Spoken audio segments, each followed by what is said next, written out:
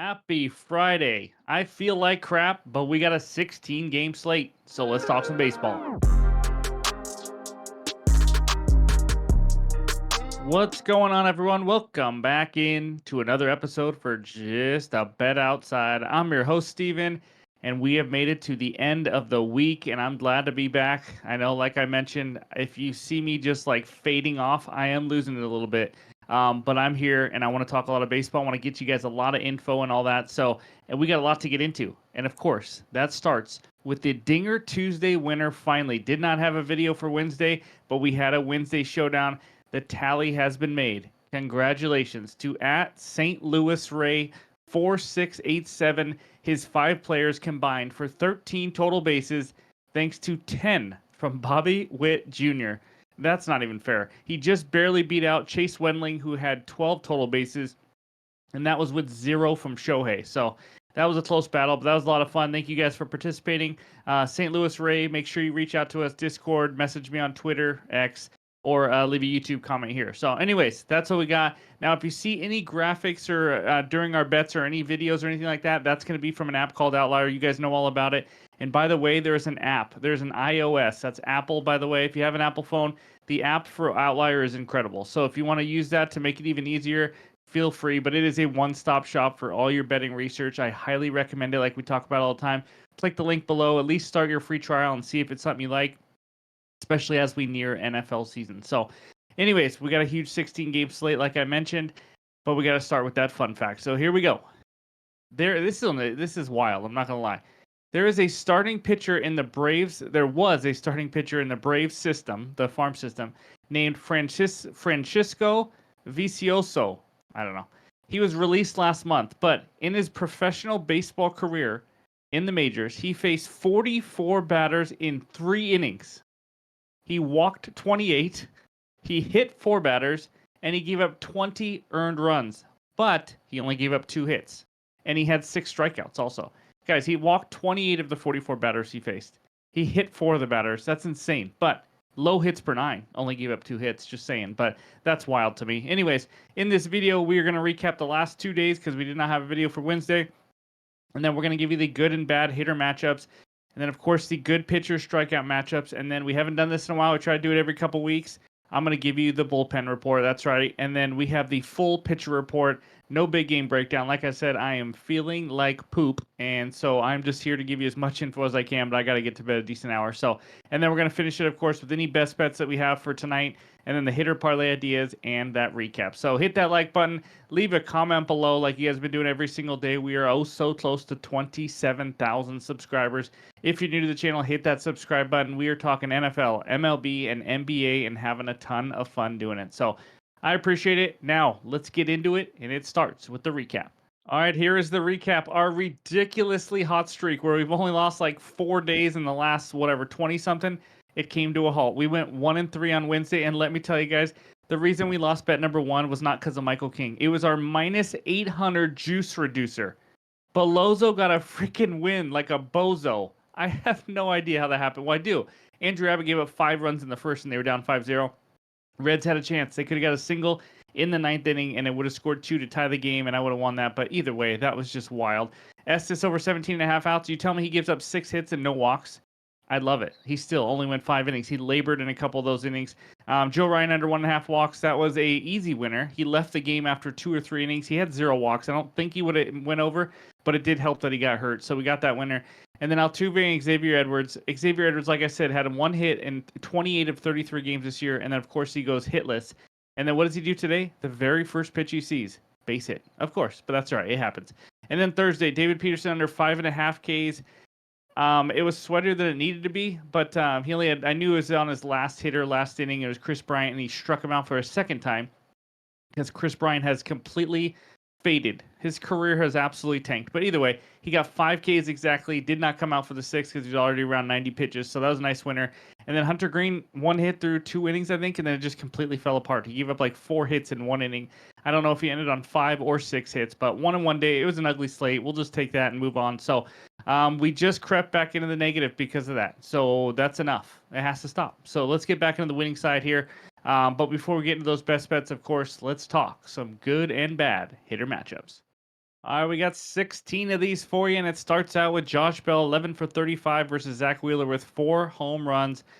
Justin Turner of the Mariners now, which is weird, 5 for 16. But we got some crazy ones. Freddie Freeman down there against Mitch Keller, 6 for 12, hitting 500, but all 6 have been singles.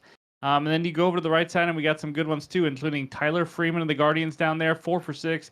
Corey Seager, 4 for 6 versus the lefty Carlos Rodon, so on and so on. So anyways, take a screenshot. Hopefully this helps you get some winners.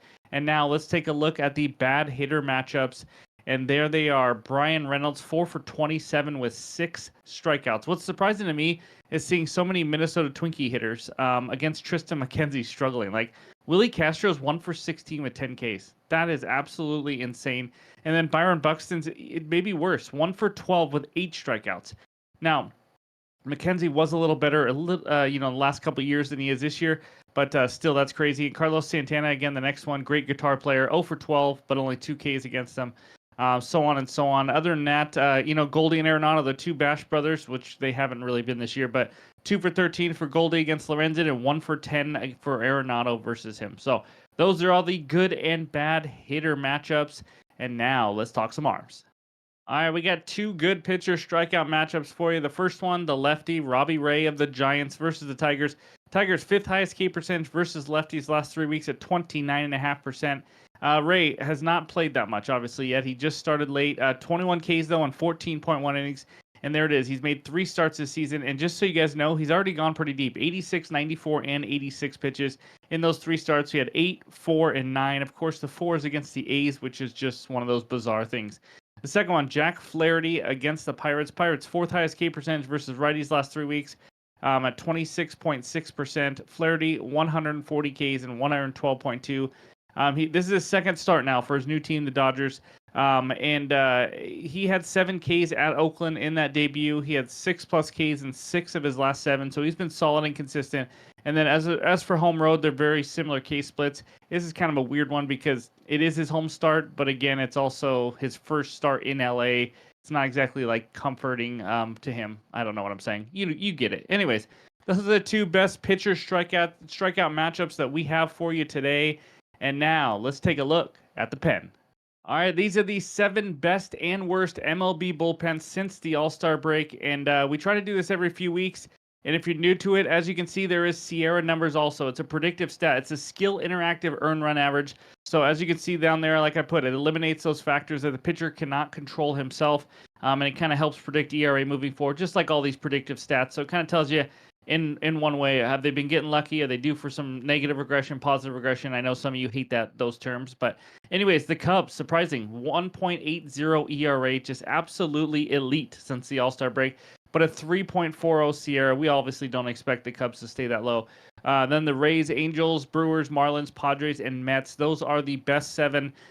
Angels are not usually up here, and I think it's a little luck. 2.67 ERA. They've left a lot of guys on base. But a 4.00 Sierra pretty much tells you what you need to know on that one. So then the bottom 7 bullpens, the Orioles, that doesn't really surprise people. We've been seeing how they've been pitching. And then my Mariners, who were top at the beginning of the year, are now 5.07 ERA, but their Sierra is 3.40. And then you just got some terrible ones. I mean, the Blue Jays and Red Sox may be a little bit of a surprise, but they just haven't been that great all season. And then, of course, the White Sox are just absolutely horrendous, along with the Twinkies, who are just struggling mightily out of the pen right now with a 6.60 ERA, but they are due for some positive regression, which we expect because Twins are not this bad of a bullpen, but 3.83 Sierra for them. So anyways, just one more piece of info to maybe help you out for you guys that like to handicap, the full game money lines and things like that. So that is the pen. And now let's talk the pitcher report.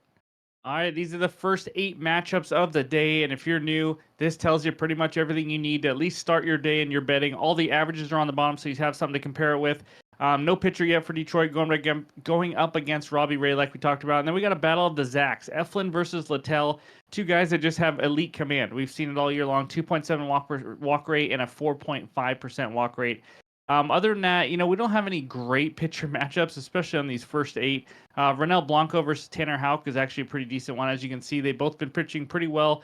Similar expected ERAs and K numbers and so on and so on. Ronel Blanco just has not given up a lot of hits, as you can see. 5.7 hits per 9 innings. Mitch Spence there, he's pitched pretty well in Oakland, but on the road it has not been so pretty. Going up against Jose Barrios, who is just always due for negative regression. He's just a 4.11 ERA guy, below average K rate, all that kind of stuff. So, anyways, those are the first 8 matchups. Take a screenshot, and now let's go check out page 2. All right, these are the final 8 matchups. We have a doubleheader, by the way, as you could tell by 16 games. And barely any pitchers were listed, so I'm not going to touch them. But you can see that on the bottom between Cleveland and Minnesota. We got the big man Garrett Crochet up there, but let's face it, guys, he has not pitched more than 4 innings since June 30th. He just had like 3 strikeouts against the Mariners, 2 against the Twins, or vice versa. Either way, he just hasn't been the same. They're just trying to limit his innings and all that kind of stuff. So, and then we got Sherlock Holmes versus Flash Gordon there. Holmes hasn't been bad, especially that K rate, 25.6%. Gordon is horrendous. I mean, he is a very bad pitcher. I think there's one game I almost faded him, but he actually pitched well. He has had one start where he's decent, but other than that, it's been bad. You can see by the numbers there. And then Zach Wheeler, obviously, we know he's a stud. ERA and expected ERA are exactly the same. And then so on and so on. We got Mitch Keller, Jack Flaherty again making his home debut for the LA Dodgers. He has just been unreal all season long. Great command, doesn't give up a lot of hits, and strikes out a lot of batters. And then, of course, we got Bryce Miller against the lefty veteran Jose Quintana. A decent matchup. Obviously, Bryce Miller's been pretty dang good at home, but we'll see what happens. See if the Mariner bats can actually get going. But that's what we got for the pitcher report for all 16 matchups for Friday. And now let's talk some best bets. All right, before we get into this first bet, I got to talk to you about KALSHI, our partner, real quick. They are federally regulated in 50 states. It is a ton of fun, guys. It's like stocks, but on all world events of things that interest you. Me and Ryan have been having a ton of fun with it, buying, selling contracts, making some money. We'll have a trade of the day early next week. And so anyways, if you want to join, first 500 signups get a $20 bonus credit. The link is below. Go check it out. But this first bet, and only bet on the video because I need some sleep. The Brewers are hosting the Cincinnati Reds. Brewers on the money line minus 135. Reds on the money line plus 114 with a total of 8.5 runs. My best bet in this game, it's a little juicy, but give me the Reds team total over 3.5 at minus 135 on ESPN Bet. This is the one unit play. The Reds are facing Mr. Aaron Savali. Now let's talk about Savali. Switching teams didn't really do much for him. So he's not a very good starting pitcher. You've seen the numbers already. Over a 5 ERA. He has given up 12 earned runs in his last 3 starts, which is 13.2 innings.